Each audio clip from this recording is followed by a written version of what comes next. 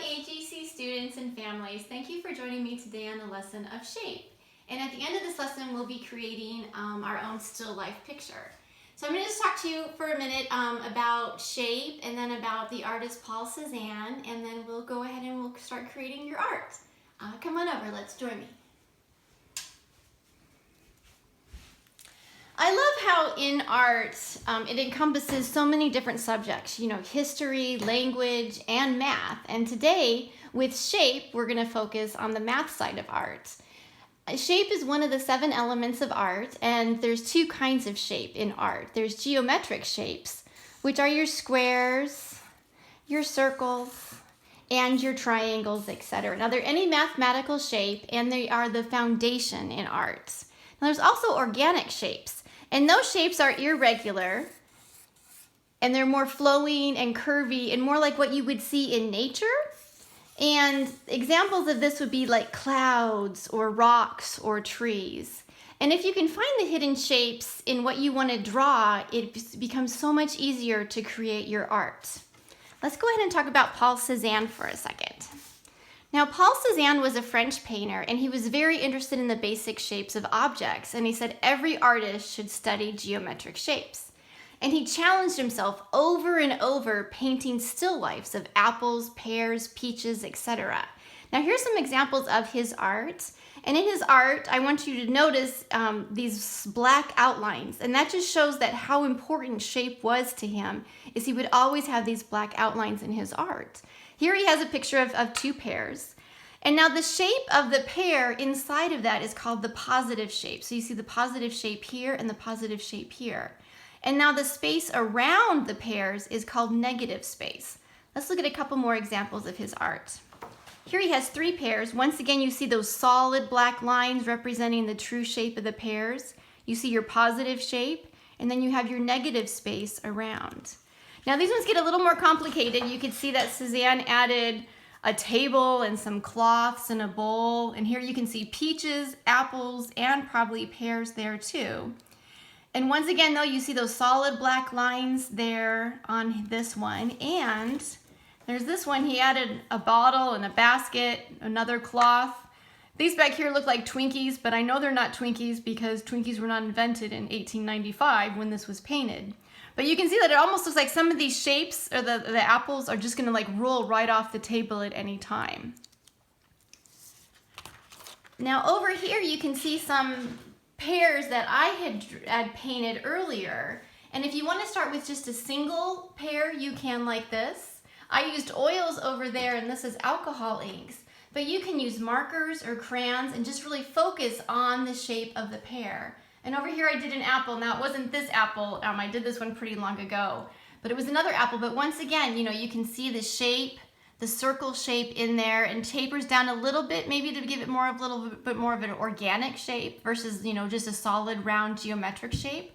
But if yours are solid round, that's perfect. There's no mistakes in art. It's whatever kind of art you want to create. And it could be more of like an organic apple, or it could be a very geometric shaped apple. Let's go ahead and start on our still life. Now for our still life, I'm going to follow Paul Cezanne's look, and I'm going to use a crayon to show the black shape. Now if you want to use something different like a black colored pencil or a black Sharpie, you certainly can. And to draw my geometric shapes, this is a mason jar lid.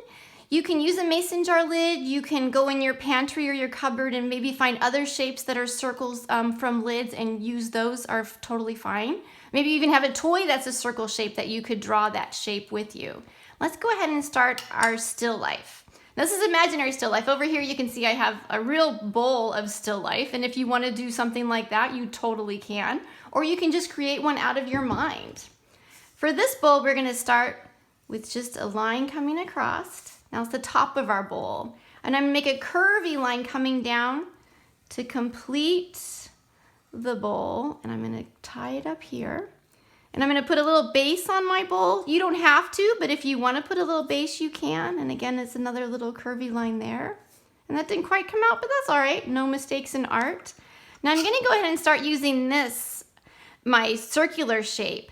Now I'm going to start my first apple here, but notice this part of it is going to be hiding behind the bowl. So I'm only going to trace the top part of my circle shape like that. because the rest of the apple is down here and I'm not going to trace that. I'm going to do the same thing over here. I'm only going to trace the top part of my apple because the rest is hidden. And this is overlapping. I'm going to put another one here. Now I'm only going to connect it to the lines of my other apples like that, and that's where it would stop. I'm going to put another one over here. And I'm going to add one more over here, a little bit over here. Now I'm going to put one apple, kind of like Cezanne did, was he kind of had apples laying around. I'm going to put one here, and I'm going to put him half off the page, a little bit there. And so he's not a complete circle, but you know that that goes off into the empty space over there. Now I'm going to draw a line of a table back here. There's a horizontal line, and then that line would come across and go across there. And I'm also going to add, if you want to decorate your bowl, you can. I'm just going to add one little line here and another line there. Now you can go ahead and add patterns in there if you want. That's perfectly fine. Now apples, you can see they have that little groove indentation, and then they have their stem coming up. I'm going to add a couple of those. So maybe I'm going to make that curvy line here and put a stem coming up. I'm going to add another one here and put a stem coming up. I'm going to add one, maybe he's facing that way.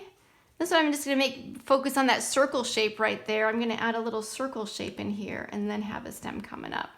I'm going to do the same thing over here. And if you want to add leaves to that, you can totally add some leaves. Maybe I'll do that right over here. I'm going to add that stem, and then I'm going to add a little bit of a green leaf right there. Let me give him a little bit more of a point, a little bit of more of an organic shape there.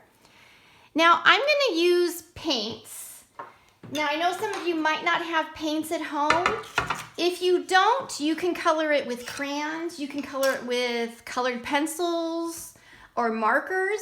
And I do have, Miss Gretchen showed me a recipe of how you can make your own paint at home, and it's half flour and half salt, and then enough water to give it a paint consistency. And then you can add food coloring to that, and you can create your own paint using, flour, salt, and food coloring and water. Now to give this some light on the fruit, like you can see this guy, like he's darker here, and he kind of has the red and goes into the yellow over here. I'm going to show you how you can do that with your paints to give it more of a rounded look. So first of all, I'm going to dip my brush in red. I'm going to add a little bit of red paint down here and kind of curve it up. I need a little bit more. Like that. I'm going to have him be red there. I'm going to add a little bit of red over to this guy here. I'm going to add a little bit of red on this guy. And there's that. And let me add a little red down here on this guy, who's coming off the page a little bit there. Now there's the red. Now I'm going to go ahead and add a little yellow. And you know that when I mix red and yellow, it becomes orange. And I can make that here a little bit, adding the yellow, and then mix that up into the orange. And kind of gives it that blended, more of that blended kind of look there.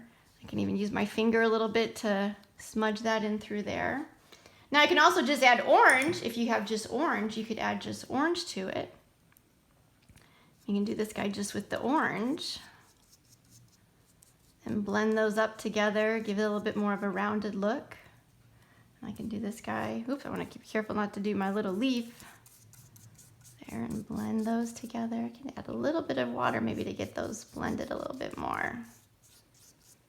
See how the red then kind of turns up and goes into the orange? Now if you have green too, you could do some green in the apple too. So maybe I'm going to add a little bit of green over on this guy, because they are all beautiful, beautiful colors, those apples are. And I'm going to add a little bit of water to blend those guys together. Get that red going on that side. And once again, I can use my finger a little bit in there to kind of mute it down a little bit. And kind of cool, I got like a little bit of yellow in there too, which is kind of neat. All right, and then maybe for my middle guy, maybe I'm going to add a little orange in there, maybe down here. That bright, bright orange. And bring him up, and I'll make him go, let's add a little bit of yellow to him. We haven't really mixed the red and the yellow, or the orange and the yellow together, so that might be kind of a cool look. There, and just use your hand and bring him up a little bit too. And our last one, let's go ahead and we'll add yellow over here. I haven't put yellow with green yet. I think I'm going to add a little green to that and bring that up too. And once again, you can use your finger to bring that color up a little bit to that. Oh, I kind of like the way he turned out. That's kind of cool. Now, you don't want to sit there and watch me paint my whole picture. So I'm going to leave it up to you of what you want to do down here with your bowl. I would make it a different color. Like if you have purple or blue, go ahead and paint your bowl whatever colors you want. Now don't forget you have your background here, which is your negative space. That can be whatever color you want there. And then you can have this be your table. It can be whatever color you want. I think maybe I'll paint mine later like a wood, make it kind of like wood like my table here. And paint that in. And you can add a little shading if you want. When you paint that in of underneath your fruit here a little bit, you can add a little bit of shadowing, you know, down in these areas of the, you know, the shadows, and have the light be coming from that direction if you would like. I'm excited to see what you create, whether you're gonna do one piece of fruit or whether you wanna do a whole bowl of fruit. I'm excited to see what you make. Hugs and kisses to you all, and post your pictures if you have time to the AGC Facebook page. I would love to see what you create. And you all take care. Bye-bye.